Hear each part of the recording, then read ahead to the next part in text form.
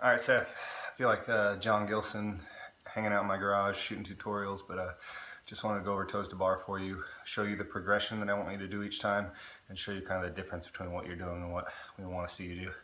So a lot of it is that you're kind of kipping, opening and closing the shoulder a little bit, but you're not rising your hips, not getting enough from your shoulders, so you're doing a lot of work with your legs. You're swinging and kicking your legs up, and what we want to do is we want to use a shoulder closing lat, get a lot of kip, and then fold rather than kick up. And then you're gonna see how we swing down to get really good momentum. Okay, so when you go warm up for toes to bar, I want you to do 2 sets of 5 to 7 reps of each of these movements. Okay, so the first one is a shoulder kick. You got to make sure that you are initiating this with your shoulders. So you're going to point your toes down and squeeze, and you're going to just press into the bar to push yourself behind and pull yourself forward. It's all shoulders. Okay, you're just right here. These are gymnastics kips, opening and closing the shoulder. It's a great shoulder warm-up, and also prepares you to start really putting some force down on the bar. The next thing is actually you're going to press down, get the lats involved, and you're going to try to rise up a little bit. So it's similar to a pull-up progression, a gymnastics pull-up progression.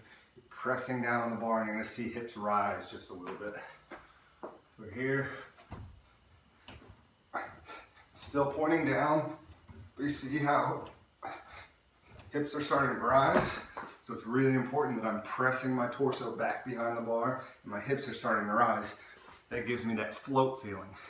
And that right there, the more aggressive we can make that, the more momentum we can get in that, the easier it is going to be to put our toes up to the bar.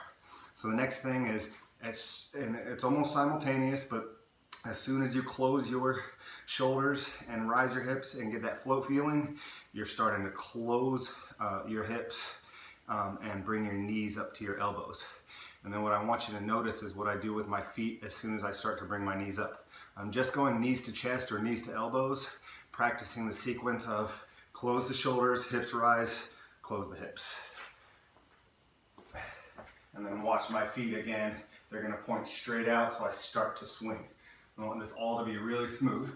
So here, rising the hips, and then now,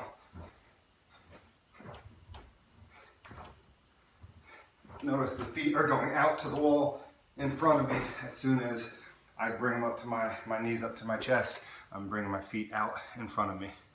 Okay, so the next step is going to be kicking up to the bar.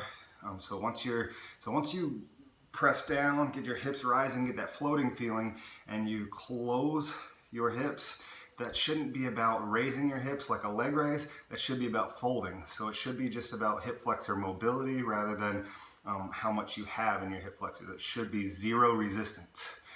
If you feel resistance, you're kicking your feet too early. You're kicking your feet up rather than folding up into a ball.